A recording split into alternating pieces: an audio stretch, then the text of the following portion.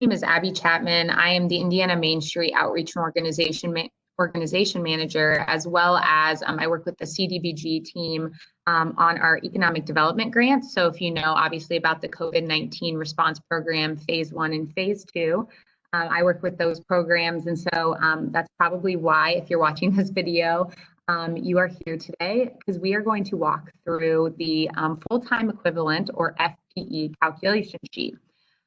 We created this calculation sheet to kind of be an easy way for communities to go in and plug in their employee information that they get from the income surveys, to then be able to plug that in easily into a sheet that would then print out the number, calculate the number that shows whether or not they're over that 51% to meet the LMI and the national objective.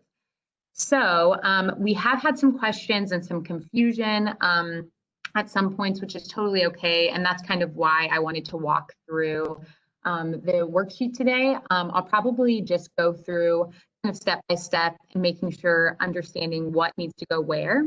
I will say that when you're opening up the document, you will get this exact document. So there'll be an instructions tab, which again has those step-by-step instructions, and then also an example. So these are just examples that we created to kind of show you what it should look like. But then if you go to the next tab, which should say calculation sheet, it will be, that's the space for you to put in all of your information. And right over here is where it should calculate. If for some reason that's not working, please just reach out and I can make sure to address that for you. So when you're sitting down to fill out this sheet, you should have all of your employee information through the income sheets there with you. That way you know whether or not those employees are LMI or if they are or are not at this point, because that will be important later on. So the first couple steps are pretty easy. You're just going to go in and put that business name. So whatever it is, so obviously here we just have, general restaurant, and then any of those employees who work for that restaurant. And so then you'll move on over into those full-time hours in a week, basically. So what that number is for that business, what do they consider full-time? So they might only be open 25 hours a week. And in that case, that would be their full-time. Other businesses are open 40, some more than that. It just depends. So, that's going to be up to that business. You will see that 40 is the number that we have just put in as a placeholder, but you can change that. And the Excel sheet will keep up with that number. So yeah, if you don't have that information from your businesses, just a quick email over to them asking what they consider their full-time to be, will be needed for that. So you'll put that in right there. And then for each employee, which this should be information you probably have from the business, it'll say how many hours they're working in that week. So again, for this restaurant, they're only open 35 hours a week, or that's their, their allotted full time. So, you'll see some employees are working, only 12 hours and some are working over that. And so it's just, you have all of that right there, and that's a number that you'll put in. From there, it will calculate your FTE by taking those two numbers. So you don't have to do anything. That number in the FTE row should just automatically calculate for you. Again, if something is not working, please just reach out and we can address that for you. But it should just calculate that number. And then the next row is where you also will come in that you'll put, if the employee is LMI, so you see that through the income survey, then you'll put a 1. But if they are not LMI, then you'll put a 0.